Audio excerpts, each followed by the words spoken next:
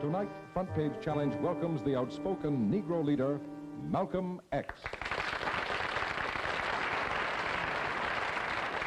Sir, what's the real reason why you two men split? Is it merely ideological, or is it personality? What else? Probably personality. It was not the statement that originally was given by the movement when we split. It's more personality than anything else. You've called people like Martin Luther King, who just got a Nobel Peace Prize, an Uncle Tom. Is this correct, first?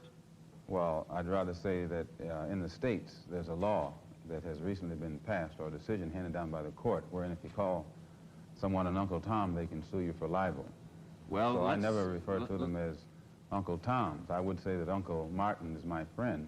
Uncle Martin is your friend, yet you would disagree with his approach to what he wants to accomplish. Definitely. If his approach would bring about what the black man in America needs to completely eliminate the problem that we have, I would say well and good. But I very much doubt that anyone who adopts the approach that Martin Luther King has been teaching to our people in that country can point to any meaningful gains that has actually served to solve the problem. Black Muslims have sometimes, whether you have or not, and I think probably you have sometimes, it seemed to me, been preaching hate to meet hate. I don't advocate any kind of hate. But there's a lot of talk that sounds very much like it. No, I think that the guilt complex of the American white man is so profound until when you begin to analyze the real condition of the black man in America, instead of the American white man eliminating the causes that create that condition, he tries to cover it up by accusing his accusers of teaching hate. But actually, they're just exposing him for being responsible for what exists. Well, that's something of an argument, but I've heard speeches made by some of the people of your group. I think I've heard you make speeches. It seemed to me that you were advocating what I would have to describe, I think, as violence to meet the serious injuries that have been done your people, with which I totally agree. I don't call that violence. I don't in any way encourage black people to go out and initiate acts of aggression indiscriminately against whites. But I do believe that the black man in the United States, and any human being, anywhere, is well within his right to do whatever is necessary, by any means necessary, to protect his life and property, especially in a country where the federal government itself has proven that it is either unable or unwilling to protect the lives and property of those human beings. Just before Pierre takes it, you've got a pretty good fighter and the world's heavyweight champion lined up with you to help out. Yes, Pierre. Well, Mr. X, if I guess I call you that, is that the proper appellation, Yes. Mr. X? I'm wondering if you still believe, as I think you certainly did at the time you were allied to the black Muslim movement, in a segregated black nation in North America. I don't believe in any form of segregation or any form of racism.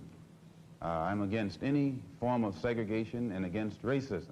Is it, am I right in saying that the black Muslim movement, which you have left, did believe in that? Well, Elijah Muhammad taught his followers that the only solution was a separate state for black people. And as long as I thought he genuinely believed that himself, I believed in him and believed in his solution. But when I began to doubt that he himself believed that that was feasible, and I saw no kind of action designed to bring it into existence or bring it about, then I turned in a different direction.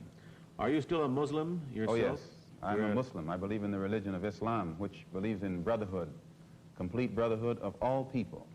But at the same time that I believe in this brotherhood, I don't believe in forcing my desire for brotherhood upon those who aren't willing to accept it. Of course, I think the Christians would say that they also believed in brotherhood. What did you say to that? I'd say they believe in it, but don't practice it. Well, that'd be a pretty good answer.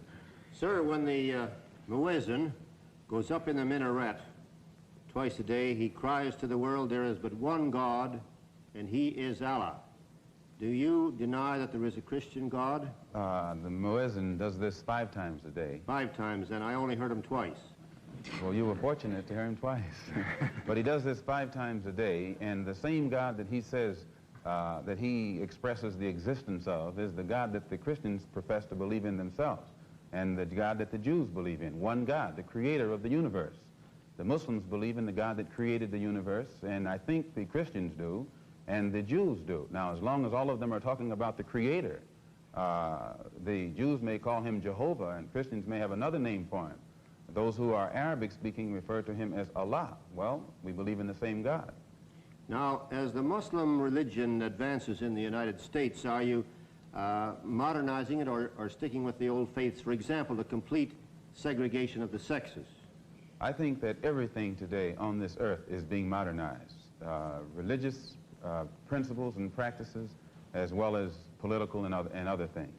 Now, when you went to Mecca, this is a very sacred and forbidden city. I tried to get to Mecca myself and certainly didn't make it, not being a Muslim. But how would they accept you as one?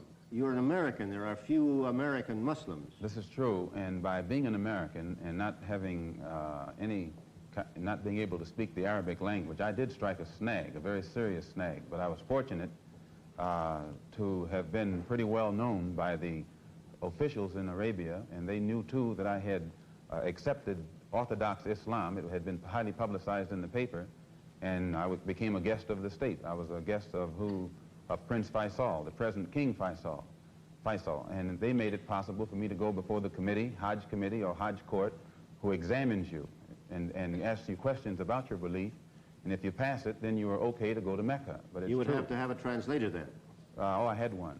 Then realizing that our problem in America, that we are black Americans, and we have a problem that goes beyond religion, we formed a group known as the Organization of Afro-American Unity. And the objective of this organization, it's non-religious, number one. Any Negro can belong to it. And the objective of that organization is to bring about a condition that will guarantee respect and recognition of the 22 million black Americans as human beings. We feel that the problem, number one, of the black man in America is beyond America's ability to solve. It's a human problem, not an American problem or a Negro problem.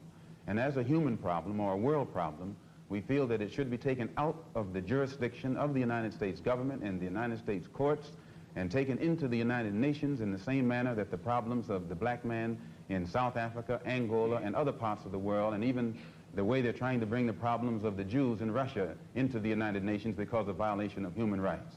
We believe that our problem is one not of violation of civil rights, but a violation of human rights. Not only are we denied the right to be a citizen in the United States, we're denied the right to be a human being. Mr. X, may I thank you very much for coming on our program and perhaps clearing away some of the cobwebs of misconception that some of us might have had about your belief. And I think you're a very sincere man, and it takes a lot of courage to admit a former belief is wrong, and we congratulate you for that and the service you performed tonight in giving us your views. Thank you so much, Mr. Thank you.